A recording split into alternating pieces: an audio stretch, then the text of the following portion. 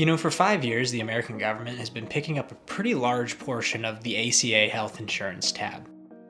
And in 2026, the enhanced subsidies are gone. But with the subsidies gone, it didn't mean that insurers were not raising premiums. It didn't mean that hospitals weren't raising prices.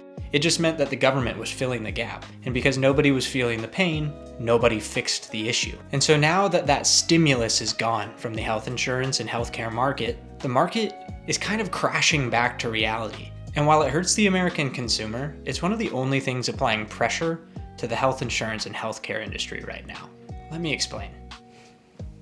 The healthcare industry in the United States has three major parties: the consumer, health insurance companies, and healthcare providers. If we begin with the consumer, when the enhanced subsidies were removed, the average ACA premium for a person in the United States increased by more than 100%. That means costs were more than doubling on average for a person to get health insurance coverage from the ACA marketplace. Now, when you have a massive cost increase like this, the first people to stop seeking out health insurance coverage are those that are healthy. If you don't feel like you're going to use your policy, you're not going to go out and buy it again.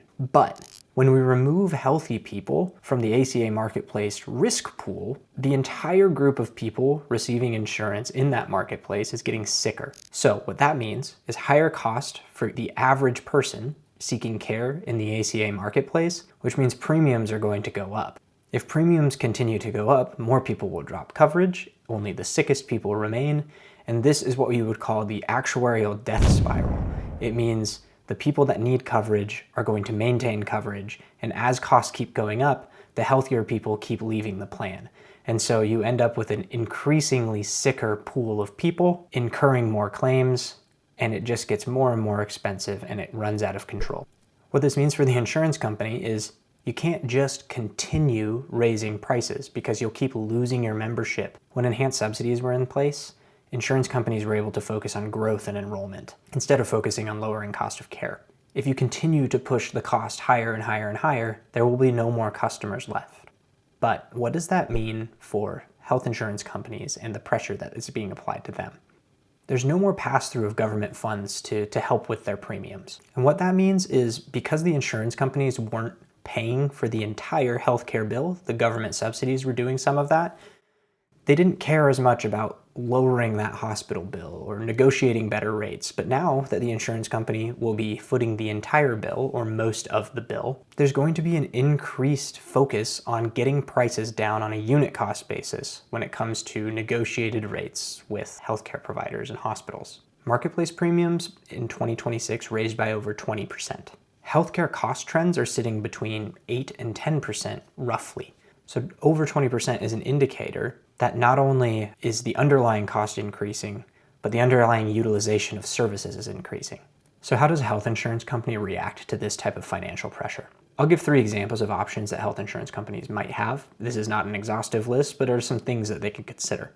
Narrow networks. If you narrow your network to only providers that have a good rate and good quality outcomes, you will lower costs. You'll lower cost on the basis of that you have a better negotiated rate, so explicitly the price is lower. And when there's better quality and better outcomes, you end up with more appropriate care, and more appropriate care lowers cost as well. By steering individuals to these types of providers, you lower cost both explicitly and by outcomes, and you eliminate utilization at the higher cost, lower quality providers.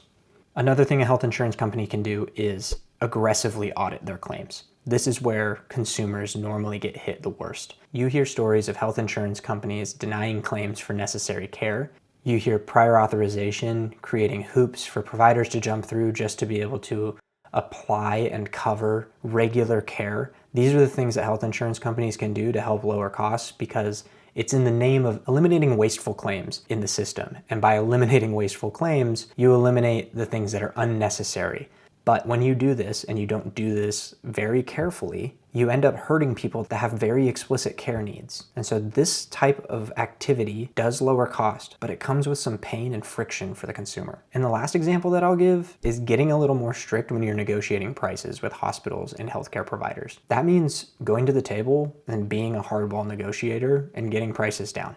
This is one of the least impactful things that can be done. However, it is something that can be done nonetheless. Now, how are healthcare providers, doctors, and hospitals going to be impacted by this? With enhanced subsidies, there was a more steady revenue stream coming through ACA marketplace consumers. That means subsidy goes to the insurance company, and the insurance company uses those government funds to pay hospitals, providers, doctors.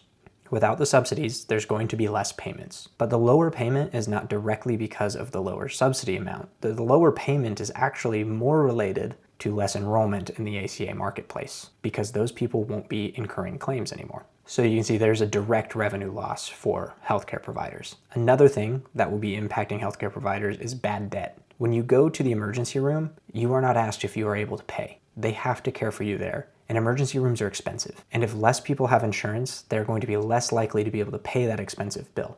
And if they're less likely to be able to pay, there will be more bad debt incurred by people going to the emergency room. With more bad debt comes uncollected claims, and that usually means a need to increase prices to make up for uncollected payment. Another pressure that it puts on the system is a need for hospitals, providers, and doctors to become more efficient. It means paying less for administrative bloat that's increased costs. It means competing on the basis of price and value so that you can be included in one of those narrow network solutions. And it means potentially shifting to a value-based care model where you are incentivized financially to produce value and quality over providing more services to get paid. So what does all this mean? Pressure on the consumer means less people will be insured. Less people insured means a sicker risk pool for insurance companies and higher premiums. And with higher premiums and higher claims paid, insurance companies will be putting pressure on healthcare providers to lower cost or create value in some other way.